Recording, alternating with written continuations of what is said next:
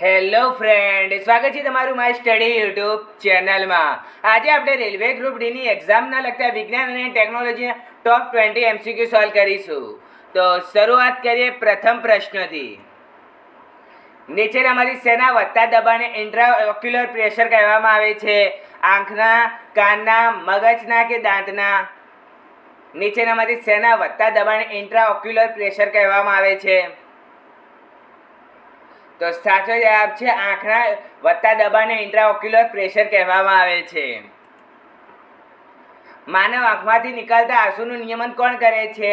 લેક્રાઇમલ ગ્રંથિ, મિશ્ર ગ્રંથિ, સલાઇવર ગ્રંથિ કે પેરિટિડ ગ્રંથિ? માનવ આંખમાંથી નીકળતા આંસુનું નિયમન કોણ કરે છે? તો સાચો જવાબ છે લેક્રાઇમલ ગ્રંથિ, જે આંખમાંથી નીકળતા આંસુઓનું નિયમન કરે છે. ઇશ્વરેશિયા કોલાઈ બેક્ટેરિયા માનવ શરીરના કયા અંગમાં નિવાસ કરે છે?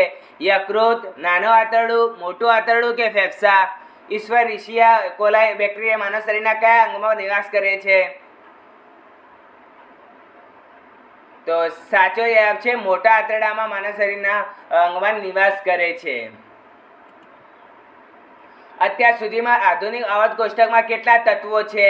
148, 118, 108 કે 138? અત્યાર સુધીમાં આધુનિક આવર્ત કોષ્ટકમાં કેટલા તત્વો શોધાયા છે?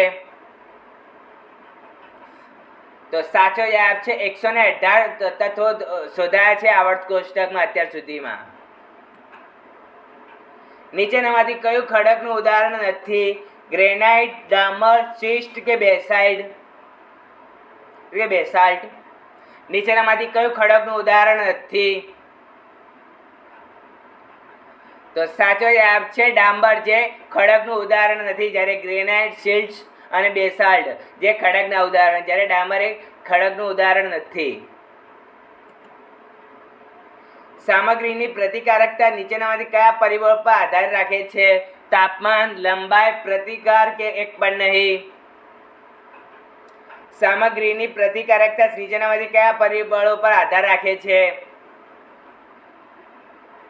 તો સાચો જવાબ છે તાપમાન પર આધાર રાખે છે સામગ્રીની પ્રતિકારકતા. નીચેનામાંથી કયું વિદ્યુત ઉર્જાનું વ્યાપારી એકમ છે?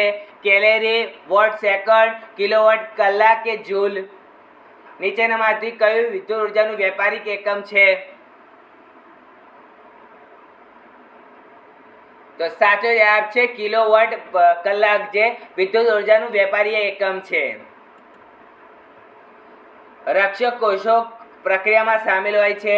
બાષ્પોત્સર્જન, પરિભ્રમણ, ખોરાકનું પરિવહન કે ઉષ્ણકટિબંધીય હલનચલન? રક્ષક કોષો પ્રક્રિયામાં સામેલ હોય છે.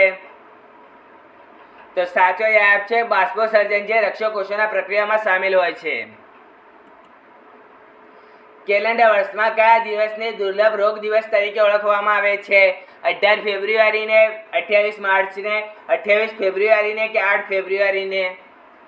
કેલેન્ડર વર્ષના કયા દિવસને દુર્લભ રોગ દિવસ તરીકે ઓળખવામાં આવે છે? તો સાચો જવાબ છે 28 ફેબ્રુઆરીને, જેને દુર્લભ રોગ દિવસ તરીકે ઉજવવામાં આવે છે. નીચેનામાંથી કયા માનવ કોષો પોતાના આકાર બદલવાની ક્ષમતા ધરાવે છે? લીવર કોષો, આરબીસી એટલે કે રેડ બ્લડ કોષ એટલે કે રક્તકણો કે ડબ્લ્યુબીસી એટલે કે શ્વેત કણો કે મગજના કોષો? નીચેનામાંથી કયા માનવ કોષો પોતાના આકાર બદલવાની ક્ષમતા ધરાવે છે? તો સાચો જવાબ છે ડબ્લ્યુબીસી એટલે કે શ્વેત રક્તકણો અથવા વ્હાઇટ બ્લડ સેલ્સ, જે માનવ કોષના જે આકાર બદલવાની ક્ષમતા ધરાવે છે, જેને માનવ શરીરનું અમીબા પણ કહેવામાં આવે છે. રેશમના કીડા અને દેડકાના લાર્વા પુખ્ત વયના લોકોમાં રૂપાંતર, જે નોંધપાત્ર ફેરફાર દ્વારા થાય છે, તેને શું કહેવાય છે? પરિવર્તન, વૈવિધ્યકરણ, રૂપાંતર કે એક પણ નહીં? રેશમના કીડા અને દેડકાના લાર્વાનું પુખ્ત વયના લોકોમાં રૂપાંતર, જે નોંધપાત્ર ફેરફાર દ્વારા થાય છે, તેને શું કહેવાય છે? તો સાચો જવાબ છે રૂપાંતર કહેવામાં આવે છે. નીચેનામાંથી સૂચિબદ્ધ એસિડમાંથી કયો એસિડ સૌથી નબળો છે? Fluoric acid, acidic acid, nitric acid કે હાઇડ્રોક્લોરિક એસિડ? નીચે સૂચિબદ્ધ એસિડમાંથી કયો એસિડ સૌથી નબળો છે? Hydrofluoric acid, acidic acid, nitric acid કે હાઇડ્રોક્લોરિક એસિડ? તો સાચો જવાબ છે એસિડિક એસિડ, જે નીચેની સૂચિબદ્ધ પ્રમાણે સૌથી નબળો એસિડ છે. અને એમ કે એસિડિક એસિડ ના આપ્યું અને ફ્લોરિક એસિડ, નાઇટ્રિક એસિડ અને હાઇડ્રોક્લોરિક એસિડ આપ્યું હોય તો હાઇડ્રોફ્લોરિક એસિડ આવે, જો એસિડિક એસિડ ઓપ્શનમાં ના આપ્યું હોય તો. નીચેનામાંથી કયા હોર્મોનને ભૂખ ઉત્તેજન કરે છે અને ખોરાકનું સેવન વધારે છે અને ચરબીના સંચયનમાં પ્રોત્સાહન આપે છે? ઇન્સ્યુલિન, રેજિસ્ટિન, લેપ્ટિન કે ગ્રેલિન? નીચેનામાંથી કયા હોર્મોને ભૂખ ઉત્તેજન કરે છે, ખોરાકનું સેવન વધારે છે અને ચરબીના સંચયનમાં પ્રોત્સાહન આપે છે? તો સાચો જવાબ છે ગ્રેલિન, જે ભૂખ ઉત્તેજન કરે છે, ખોરાકનું સેવન વધારે છે અને ચરબીના સંચયનમાં પ્રોત્સાહન આપે છે. ભારતનો પ્રથમ વ્યાપારીય પરમાણુ ઉર્જા પ્લાન્ટ તારાપુર નીચેનામાંથી કયા રાજ્યમાં આવેલો છે? કર્ણાટક, મધ્યપ્રદેશ, ઝારખંડ કે મહારાષ્ટ્ર? ભારતનો પ્રથમ વ્યાપારીય પરમાણુ ઉર્જા પ્લાન્ટ તારાપુર નીચેનામાંથી કયા રાજ્યમાં આવેલો છે? તો સાચો જવાબ છે મહારાષ્ટ્રમાં આવેલો છે ભારતનો પ્રથમ વ્યાપારીય પરમાણુ ઉર્જા પ્લાન્ટ તારાપુર. નીચેનામાંથી કયો એકમ સિસ્ટમનો જૈવિક ઘટક નથી? દેડકા, માટી, ફૂલ કે જંતુ?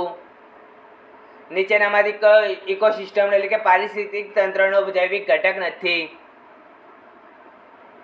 તો સાચો જવાબ છે માટી, જે ઇકોસિસ્ટમના જૈવિક ઘટકનો ભાગ નથી, જ્યારે દેડકા, ફૂલ અને જંતુ એ ઇકોસિસ્ટમ એટલે કે પારિસ્થિતિક તંત્રના જૈવિક ઘટકો છે. નીચેનામાંથી કયું તત્વ સૌથી વધુ પ્રતિક્રિયાશીલ છે? લેડ, એલ્યુમિનિયમ, મેગ્નેશિયમ કે કેલ્શિયમ? નીચેનામાંથી કયું તત્વ સૌથી વધુ પ્રતિક્રિયાશીલ છે? તો સાચો જવાબ છે કેલ્શિયમ, જે સૌથી વધુ પ્રતિક્રિયાશીલ છે. 1 હોર્સ પાવર બરાબર નીચેનામાંથી શેના બરાબર છે? 74.6 જૂલ્સ પ્રતિ સેકન્ડ, 746 વોલ્ટ, 746 જૂલ કે 746 વોલ્ટ? વોલ્ટ પ્રતિ જૂલ પ્રતિ વોલ્ટ આવે, એટલે 1 હોર્સ બરાબર નીચેમાંથી શેના બરાબર થાય છે? તો સાચો જવાબ છે 746 વોલ્ટ થાય છે 1 હોર્સ પાવર બરાબર. એક જ ઓપ્શન એક જેવા બે આવી ગયા એટલે. નીચેનામાંથી કયું પ્રજનન માટે બીજકણોનો ઉપયોગ કરે છે? ફૂગ, અમીબા, યીસ્ટ કે એક પણ નહીં? નીચેનામાંથી કયું પ્રજનન માટે બીજકણોનો ઉપયોગ કરે છે?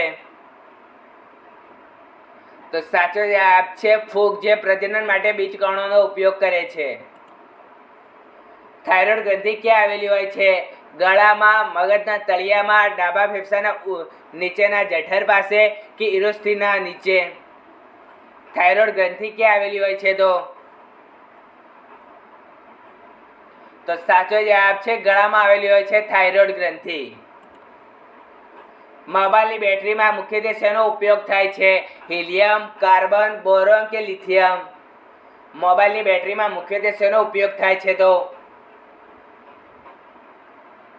તો સાચો જવાબ છે લિથિયમનો ઉપયોગ થાય છે મોબાઈલની બેટરીમાં.